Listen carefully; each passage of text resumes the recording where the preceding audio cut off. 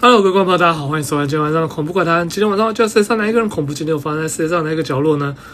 我必须说，今天这一则是发生在日本。那其实呢，我早期有介绍过一些日本的怪谈，那一些说真的都还蛮恐怖的。那今天这一则呢，我会介绍它最主要原因是因为他所碰到的事情跟他去的地方基本上就跟我一样嘛，他们也是跑去废墟拍照。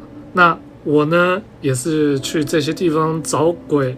那这些人所碰到的状况呢，我只能说，我好像也蛮常会碰到，甚至我有碰到过这个样子，我觉得蛮有趣的。所以我今天选择这则怪谈来介绍给大家咯。我一直犹豫要不要发这篇文章，因为这件事最近才发生的，而且说实话，我还在努力用逻辑来解释它。当时我们谁也没有觉得这是超自然现象，即使到现在，我内心深处仍然不这么认为。但有些细节无法轻易的解释，尤其两个人也和我一起经历了其中的一部分。这件事发生在1个多月前，地点在江别市。当时我们正在日落前做拍摄，地点是一栋废弃的老建筑物里。我故意去隐藏具体的位置，因为那栋建筑物仍然可以进入，我不想有人读到这篇文章后试图闯入。这栋建筑物本身并不像人们印象中那样的阴森恐怖，没有神秘的历史，没有传闻，也没有人说它闹鬼之类的说法。它只是一个老旧的仓库，并依附在一处几乎已经废弃已久的房产上。最初那里只有我们3个人，我们下午5点多到达，当时天外还亮着。我们的目标很简单，在天黑前拍些素材，然后离开。起初一切如常，我们随意逛完了整栋大楼，一路都在开玩笑，到处都是灰尘，老旧的货架，松散的电线，堆叠的货柜，就是那种氛围。屋里弥漫着潮湿木头和冰冷水泥的味道。我一开始唯一注意到的是，这栋大楼某些地方感觉比其他地方冷得多，不是那种超自然的冷，只是某些区域突然出现一股冷气，似乎只存在于某个特定的区域。我当时以为墙壁上某处有缝隙之类的。大约下午6点半或6点40分，其他人中的一个人走到外面去接电话，屋里只剩下我和另外一个人。我们当时正在后走廊附近查看监视画面，突然听到大楼深处传来一声金属的撞击声，声音不大，只是轻微的叮的一声，像是金属轻轻敲击混凝土的声音。我们2个停止交谈，侧耳倾听。大约10秒钟后，叮的一声再次响起，接着又是一声，始终来自同一个方向。当时我们2个不害怕，相反，我们还挺好奇。我们猜想可能是屋里有东西移位了，或是掉下来了。于是我们打开手电筒，朝着声音的方向走去。走廊本身很窄，油漆剥落，头顶的管道裸露在外。我们走过去时，周围一片宁静，除了我们的脚步声，没有其他的动静，也没有人说话。我们走到尽头的房间时，声音立刻就停止了。房间里几乎空无一物，只有一把旧椅子，一个破旧的架子和几个靠墙堆放的塑胶容器。让我感到不安的不是房间本身，而是房间的寂静。我知道这样写起来有点夸张，但我真的不知道该怎么形容。通常即使安静的地方，也总是会有些环境的噪音，外面的风声，电流的嗡嗡声，远处传来的车流声。房间里突然变得异常安静，不是寂静，而是死寂。我旁边的人环顾四周，问道：“你能听到吗？”我记得我当时回答说：“听到什么？”他们说：“正是如此。”那是我第一次感到真正的不舒服。我们在房里大概待了30秒钟就离开了。我们刚踏回走廊，身后再次传来金属的碰撞声音，听，停一下，听，停一下，听。我们立刻掉头，什么都没有，没有动静，没有物体坠落，没有动物，什么都没有。这时第三个人挂上电话走了进来，显然我们两个看起来都很紧张。他立刻察觉到不对劲，我们解释了事情的经过之后，气氛自然就缓和了。没有人愿意承认自己感到不安，但玩笑也完全停止了。我们决定对大楼进行最后一次巡查后离开，这一点至今仍让我最困扰。我一边走向出口，一边用手机录影，因为我要连续拍摄走廊里的画面。当我再次经过后排时，突然听到麦克风附近传来像是呼吸的声音，不是用力呼吸，是缓慢的吸气一次。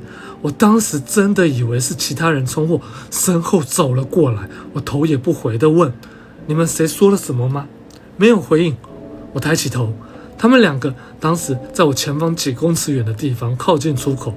我记得那种奇怪令人不安的感觉，就像你们大脑突然意识到出了问题，但你还没有完全弄清楚原因。随后我们立即离开了大楼。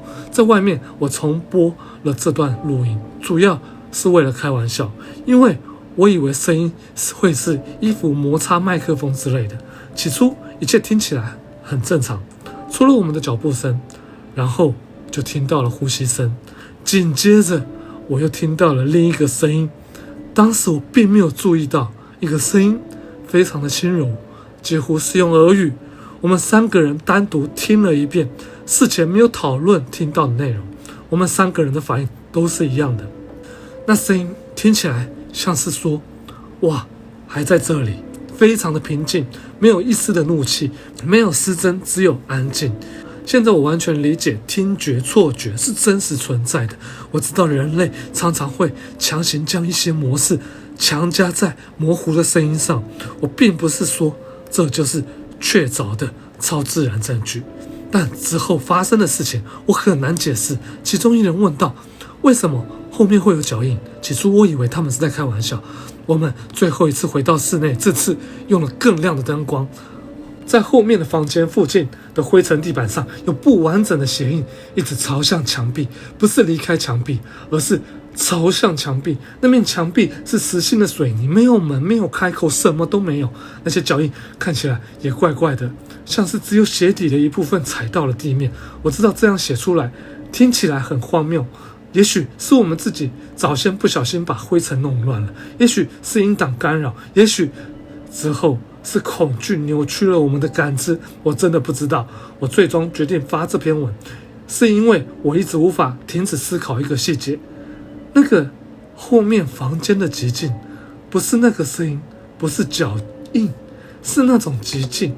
我之前也去过废弃的地方，我也在安静的建筑物里工作过，但我从来没有经历过那样的寂静。其中一个人现在完全拒绝在讨论这件事，但三个人坚持说一定有我们没有注意到的合理解释。老实说，我希望他们是对的，因为另外一种可能会让我更加的不安。好，介绍完今天这则经历，我说真的啦，我觉得还蛮恐怖的。为什么？因为日本的很多地方我也去过，像饭店、那个汽车旅馆，然后民宅、废弃的建筑，我其实去过不少。那说真的，我有听过那种敲击声，然后脚印我倒是好像没有碰过，甚至往墙里面撞的。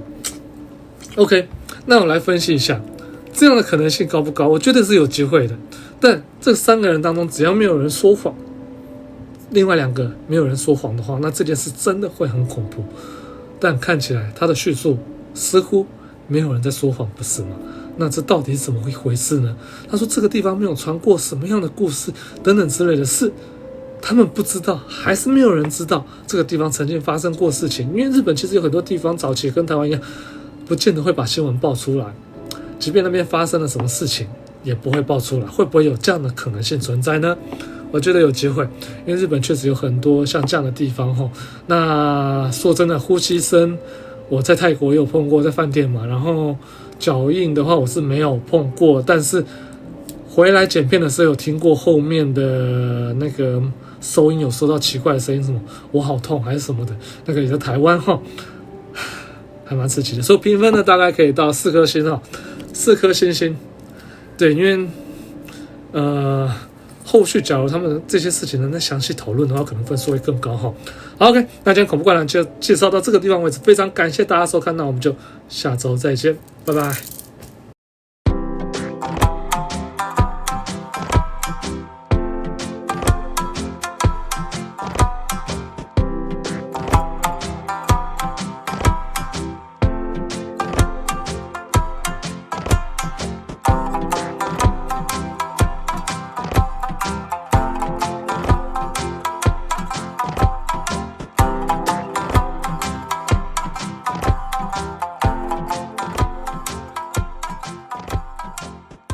咿呀嚓嚓。